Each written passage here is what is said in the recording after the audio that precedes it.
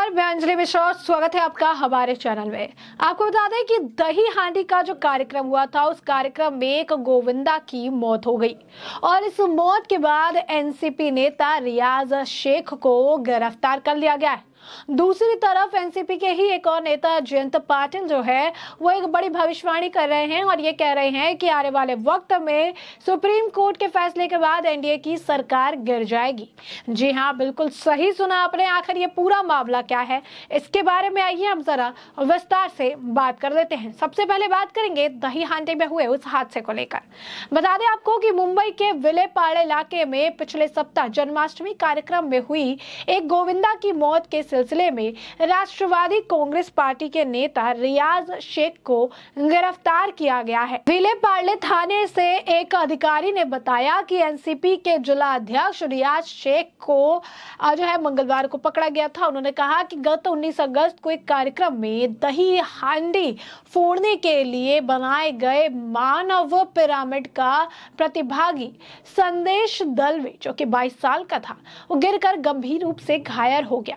सोमवार रात को एक अस्पताल में उसकी मौत भी हो गई और उन्होंने कहा कि इस घटना के संबंध में भारतीय दंड संहिता की धाराएं 304 लापरवाही से किसी की मौत के मुंह से धकेलना और 338 किसी की जान जोखिम में डालकर उसे गंभीर चोट पहुंचाने के तहत मामला दर्ज किया गया और शेख को पकड़ लिया गया। वहीं आपदा नियंत्रण के आंकड़ों के मुताबिक शुक्रवार को दही हांडी के दौरान कुछ आपको बता दें कि तकरीबन 222 प्रतिभागी घायल हुए, जिनमें से 204 का इलाज कर उन्हें छुट्टी दे दी गई।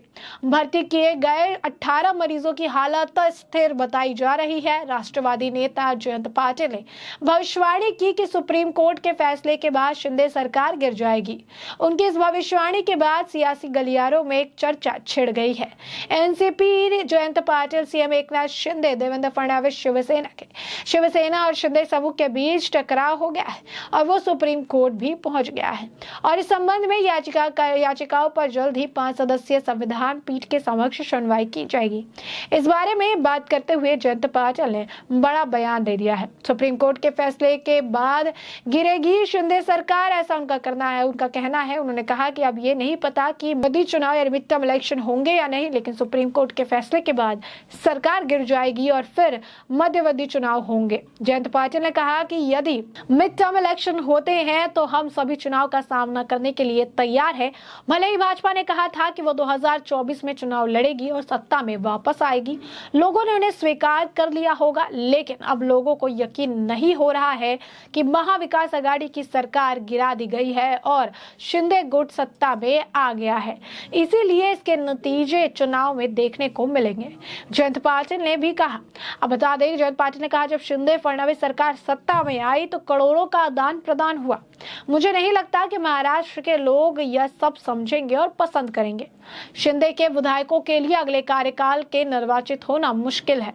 इस दौरान उन्होंने शिंदे फडणवीस सरकार पर भी निशाना साधा। राज्य के मध्यावधि चुनाव कब होंगे यह कहने की उन्होंने कहा कि मेरी हिम्मत नहीं है, लेकिन एनसीपी के प्रदेश अध्यक्ष जयंत पाटिल के भविष्यवाणी की कि राज्य में शिंदे और फडणवीस सरकार आज नहीं तो कल गिर जाएगी।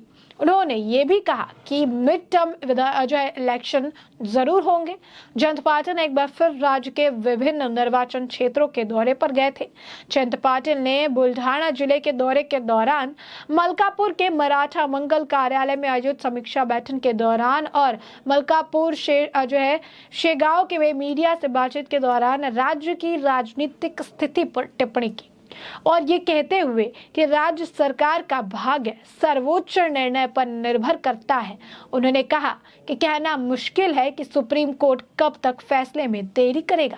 यदि इस देश में न्याय है तो उन्होंने आशा व्यक्त की कि संविधान की 10वीं अनुसूची के प्रावधानों के अनुसार बागी विधायकों को अयोग्य घोषित कर दिया जाना चाहिए। उन्होंने कहा कि लोकतंत्र की रक्षा के लिए दल बदल निषेध अधिनियम का क्रियान्वयन समय की मांग है। विधायक जयंत पाटिल ने कहा कि तभी विद्रोह की प्रवृत्ति और ऐसे लोगों पर अंकुश लगेगा। ये दोहराते हुए कि महाविकास आघाड़ी में कोई मतभेद नहीं है, उन्होंने एक सांकेतिक बयान दिया और कहा कि जब शक्ति होती है तो मतभेद हो सकते हैं। सत्ता चलती गई, अब सबको साथ आकर बीजेपी का सामना करना है। इसी बात को ध्यान में रखते हुए उन्होंने उम्मीद जताई कि सभी साथ रहेंगे। हमें राज्य में कांग्रेस को और भी मजबूत करने की जरूरत है और इससे एनसीपी भी मजबूत होगी। उन्होंने ये भी बताया कि उन्हें 15 साल तक जो है काम किया है और इन अनुभवों का इस्तेमाल करके आगे जो है मजबूती से खड़ा रहा जा सकता है। तो इस समय आप साफ तौर पर देख रहे हैं महाराष्ट्र की राजनीति पल बदल जो है बदलती रहती है और ऐसे में एक बार फिर से एक और एनसीपी के नेता की तरफ से दावा है। बता दें आपको कि जब से महाराष्ट्र में नई सरकार बनी है, जब से नई सरकार का गठन हुआ है, तब से महाराष्ट्र में इसी तरीके का माहौल देखने के लिए मिल रहा है। तब से महाराष्ट्र में बयानबाजी का दौर लगातार जारी है और तब से महाराष्ट्र में लगातार हम आपको बता दें कि जुबानी जंग देखने के लिए मिल रही है और दोनों तरफ से दो तरफा जो जुबानी जंग है वो देखने के लिए मिल रही है। और ऐसे में एक बार फिर से आप देख सकते हैं कि अब जो है इस तरीके से एनसीपी के नेता जयंत पाटिल जो है वो कह रहे हैं कि एनडीए की सरकार, एकनाथ शिंदे और देवेंद्र फडणवीस की सरकार जल्द गिर जाएगी। इससे बात समझ सकते हैं कि आज के वक्त में किस तरीके से महाराष्ट्र में बदलते वक्त के साथ समीकरण जो है हर दिन बदलते रहते हैं और जहां पर एक तरफ उन्हें बड़ा झटका भी दिया ही है एकनाथ शिंदे ने, उन्होंने उनके जो शिवसेना की ऑफिस थी उसका पता उन्होंने बदल दिया है और उसे वो ठाणे ले गए हैं। ठाणे जो है एक तरह से एकनाथ शिंदे का गढ़ माना जाता है। तो जब से ये सत्ता में आए हैं एकनाथ शिंदे, वो एक के बाद एक बड़े झटके उद्धव ठाकरे को देते रहते हैं और इसी बीच जो है उन्होंने एक और झटका दे दिया है और ये झटका देते हुए जो आप देख सकते हैं कि इस झटके से लगातार परेशान है महाविकास अघाड़ी सरकार और यही कारण है कि महाविकास अघाड़ी सरकार के जो लोग हैं जो कि आज के वक्त में टूट गए हैं, टूट की कगार पर ही एनसीपी अलग है, कांग्रेस अलग है और शिवसेना अलग है, क्योंकि अब आपस में एक दूसरे के लिए स्टैंड नहीं लेते। भले कभी कभी ये दिखाते तो है कि हाँ साथ है, लेकिन असलियत सभी को पता है कि आखिर क्या है।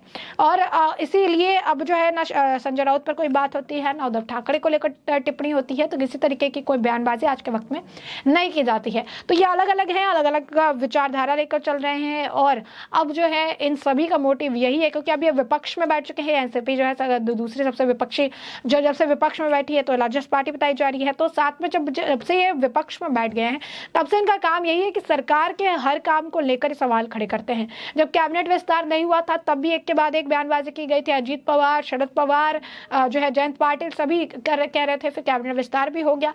तो ये हर एक पॉइंट पे सरकार को गिरने की फिराक में रहते हैं, कोशिश करते रहते हैं और अब आप देख सकते हैं कि एक बार फिर उनका यही मानना है कि एनडीए की सरकार गिर जाएगी, सुप्रीम कोर्ट इनके जो है फेवर में फैसला लेगा, ऐसा इनको लगता है। तो ऐसे में अब जैसे ये देखना बड़ा दिलचस्प होगा कि आने वाले वक्त में सुप्रीम कोर्ट का फैसला क्या रहता है और क्या जयंत पाटिल की भविष्यवाणी सही होती है या गलत।